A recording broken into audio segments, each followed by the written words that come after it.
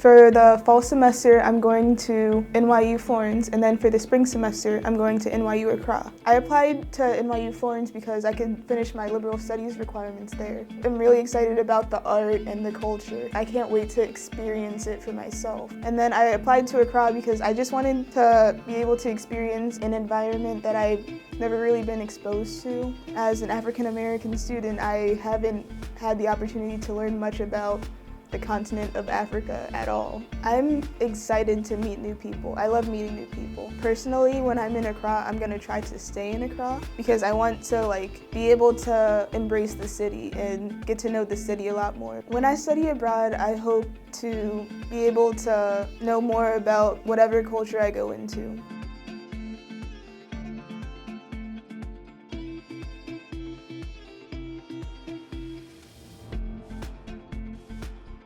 When I saw the footage, I kind of realized I had no idea what I was about to get myself into.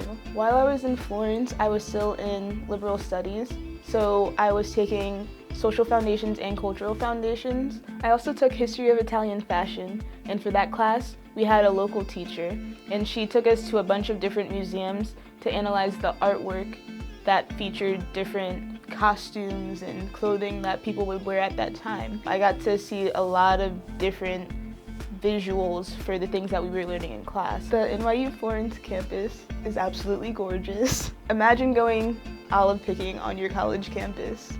I got to do that. I actually ended up living a few blocks away from the Duomo. There's a bus service that's very close by that I would usually take. If you ever want to go out at night, if you want to go shopping, if you want to catch the bus, it's much easier to do that while you're in the city. I didn't see that many Black people, and if I did, they were always selling something on the streets.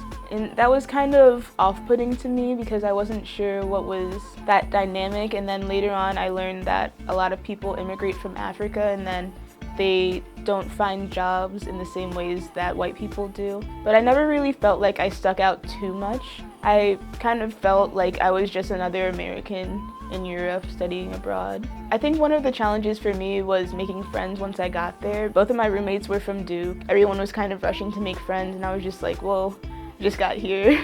I need to relax for a second. But I made friends within a week. It was great. If you're studying abroad, you should give the whole experience the benefit of the doubt. But there's always someone to talk to, always someone to reach out to, and there's always someone that's going to be there for you.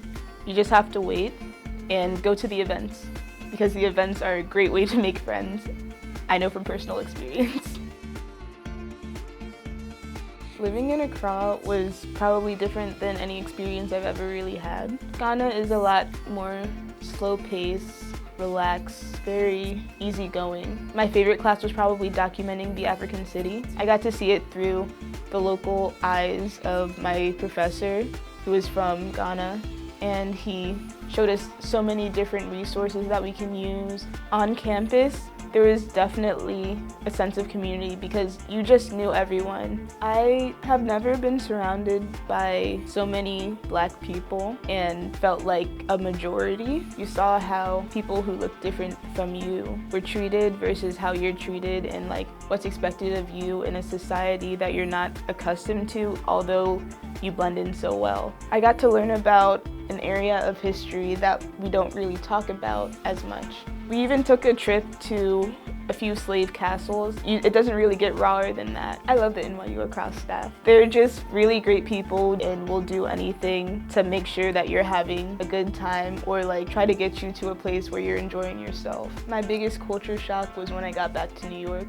To be a student in New York is very different from being a student studying abroad. When I was in Accra, they prepared us for transitioning back to being in America, how to analyze our experiences, how to prepare differences in food, and things may have changed while we were gone, things may not have changed when we were gone, and that was something that I was mindful of while I was on my plane ride home the whole time. One thing that I've discovered about myself is that I'm a lot more independent than I give myself credit for. It was just interesting to see where I was willing to go and find friends and meet different people and try to really immerse myself in where I felt comfortable saying, I'm very happy where I am and I don't really need to go any further. Advice to anyone who's going to study abroad, go for it. You never know what's going to happen.